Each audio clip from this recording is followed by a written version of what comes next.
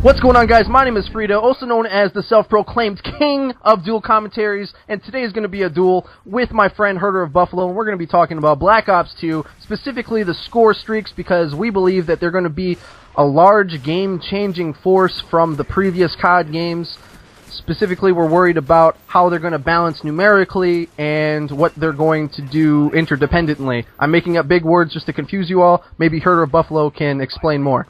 Well, maybe my vocabulary will be a little bit more basic, so hopefully you'll be able to understand me. But of course, there is always these game-changing things. Whenever a game is about to come out, that we sit here as the viewers and those that are anticipating this new game, and we think, how is this going to pan out? How is this going to work? And of course, this whole new idea of the score streaks is going to be, like Frito said, a game-changing event in this game. Whether or not it's going to be a success, we don't know.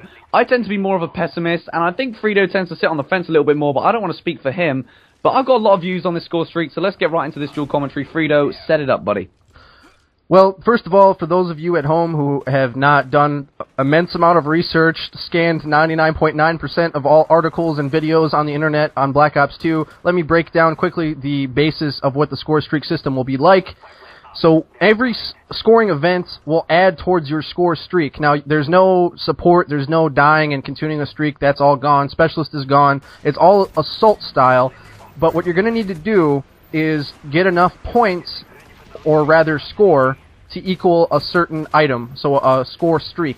For instance, a UAV right now at Gamescom was worth 375, and certain other scoring events, for instance, a domination kill that is not by an objective is just worth 50, defend is worth 100, and capping a flag is worth 200. All of these numbers, including the cost of the score streaks, the amount of score you're able to get per event, all of that is changeable. And in fact, David Vonderhaar did say that he changed it 3 times since Gamescom itself, so we don't really know what the parameters are, but we understand the basis of it. Personally, I lean towards loving this idea because I've always wanted objective players to be rewarded more. However, in everything in Call of Duty, you always have to think how the community is going to bastardize this situation and screw it as much as possible like a dirty whore and turn it into something it wasn't intended to be. Herder Buffalo, do you have anything to add on that? Yeah, the whore thing? I'm going to use an example of, say we've got a 6v6 or a 9v9 game of domination, and say we're taking, for instance, that a UAV is going to be 375 points, and a flag cap is going to be 200 points. What is to say that each and every player is going to run to that A flag, cap the A flag, that's 200 points, then all of them run round straight to B flag, and cap that flag as well. That is immediately 400 points, which, with the score streak system, equals a UAV. That, for me, means that 6 players, or 9 players, regardless of how many run there and do it, there is going to be 6 UAVs right in the air straight off the gate. And, you know, this for me, like we've seen in MW3 with all the, you know, kill whoring with the overpowered guns and all of this random shit with specialists, this for me could make the score streak system a game-breaking design and a game-breaking, like, entity within the game. But, you know, hopefully this won't happen. As we know, there is always these people within this community which do these things to order, you know, to try to ruin the game for other people and make the game as beneficial, kill whore-wise as possible. But hopefully this doesn't happen. But this whole thing with the UAV, if it is going to be that easy to pick up a UAV, once again, the UAV is going to be considered overpowered. Hopefully this doesn't happen. And like I said at the start of this dual com, I'm more of a pessimist. I don't think this is going to happen. I don't think this whole idea is going to be implemented into the, you know, the average player's game. But when you do have these full parties playing games like MW3, you always see this happening. You always see the, you know, the spawn trapping and all that random stuff. And I think this whole UAV kill streak, score streak thing, this could possibly happen and could potentially ruin Black Ops 2 before it even begins. That's just my view. Well, why don't we dig into the dynamic of the UAV then? So far, what we do know about it is that when your teammates get kills when your UAV is up, you're going to get assist points for that event. Right now, it seemed to me, if I remember correctly, that the number is set at 15 points. So that would mean every assist you get while your UAV is up, you are scoring 15 points. Now, a lot of people have already speculated on this, worried about how it's going to pan out. Personally, I think that they are blowing out of proportion a bit, because if you do the math, you're going to need about 6 to 7 kills. Your teammates will need 6 or 7 kills while your UAV is up, and you're not allowed to die during that time, in order for you to even equal 1 free kill. Now, that is still 1 free kill worth a score that you weren't going to have to get otherwise, but it's not a huge problem in my eyes. But then again, it's all going to depend how these individual entities work when the entire community has their hands on the game.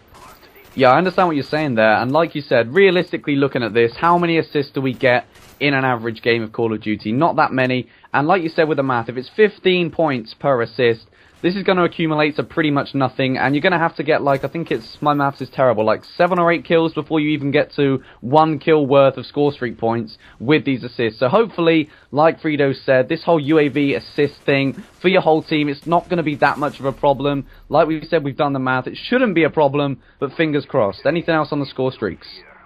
Well, maybe I'll just add in a little bit first on the way the Ghost is now. Everybody knows that you have to continuously be moving. That's another thing that's tunable, which means is they're totally powerful enough to balance the amount of movement necessary in order to not show up on the UAV while wearing Ghost. That's completely patchable. So we don't really know the power of Ghost, because you got to remember, whenever one entity is empowered, that makes its counter even more powerful. But in this instance, since Ghost is taking a big hit, that it isn't invincibility from the UAV, it's only an ability to stay off the UAV while moving. That means the UAV now has even 2 added benefits in Black Ops 2. Personally, I don't really mind UAV spam, but a lot of people hate it. Personally, for me, UAV spam isn't a big thing. It's when you've got these big teams, and I'm going to mention this a lot if we keep doing these dual commentaries. When I'm playing against a full party, or when I see people playing in a full party, it is this constant spam of kill streaks for me which ruins it, because the other team, regardless of how good they are, there may be 1 or 2 decent players in there, and I use decent as a loose term, that they have no chance, simply because these teams are working together. I don't know if there's going to be ballistic vests in Black Ops 2, I don't know if you can lighten us on that, and then I can continue my point. Is there going to be vests? No. No vests. Okay, well that's not Thunder actually wanted vest instead of RCXD car. That's a fun little fact for you. But no, there's not going to. And Von's response to that actually was that the RCXD has to stay in Black Ops 2 because it's part of their fiction that they're trying to create, whatever the hell that means. Okay, that's another thing. If RCXD is the same score point streak as a UAV, how do you think that's going to pan out? Do you think people are going to rather use that RCXD just because it's fun and little kids want to, run around with a remote control car? Or is it going to be the UAV that's the problem? What do you think? What are they going to use? Well, actually, this is something we're going to have to explain. I don't know the exact score, and again, it can be changed anyway, so it's irrelevant. But the way these score streaks work, there can be multiple score streaks at a similar score level, if that makes any sense. So what I'm saying is, you can have the UAV be 375, and an RC car could be 400. Gone are the days where it's like 3 kills, 4 kills, those big distinctions. Now you're able to put multiple score streaks in a similar location. So in fact, one scoring event might actually net you three of your score streaks at a time, if that makes any sense. I'm talking in circles. Do you understand what I'm saying? Yeah, I do, yeah. So, carry on. Yeah. So what I'm saying is, it doesn't necessarily have to equal a UAV, but it can be close to it, like 425, 450, but that's still kind of close. So it kind of depends, and luckily it's all balanceable. It all really depends on how powerful the RC car is in itself. I didn't really mind it in Black Ops 1 after they nerfed it, but I don't just play TDM, so it's kind of a different scenario for me. Yeah, true. And you use the word there, balance. It's a word that we all like to use. It's a word that we all like to, have optimism about and anticipate it for. But hopefully I'm going to use the example that we spoke about before with MW2, the attack helicopter or the Harrier strike. Which one are you guys going to pick? I know every single day of the week, Harrier, AC-130 nuke. That is the way it went. Hopefully, with the score streaks in Black Ops 2, each and every one of them will be able to be utilized in its own right. Each and every one will have a benefit, and of course, you wouldn't go and use an attack helicopter in MW2. You'd be a fool, because you wouldn't get the same benefits as you would if you use a Harrier strike. So like you say, with the interchangeable point streak that you can actually get, hopefully this means that each and every kill streak will have its benefit for you and its team. That's most of my thoughts on score streaks, if I'm honest, Frito. Alright, I think we pretty much covered all the big topics on score streaks. That's all I have to say. Otherwise, I hope you guys enjoyed this commentary, this dual commentary. Please go subscribe to each one of our channels. We do a lot of good stuff, especially Herder Buffalo. He's awesome. He's my favorite British guy in the entire world. Aw, he's such a cute little man. Oh, Frito, I love you. But anyway, enough homo. Let's end this here. You want to do an outro? I don't do outros. He doesn't do frickin' outros, but I do outros, guys. So first of all, I want to say thank you, Thunder. We love you.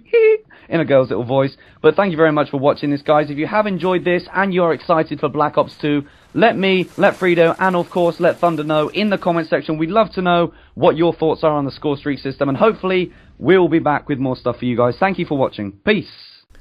So guys, that is the end of the dual commentary with Fredo. I hope you enjoyed this video. Some really good points in this video made about the Black Ops 2 score streaks.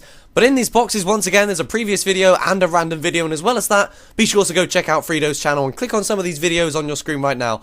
I'm out, guys. See you tomorrow. Peace.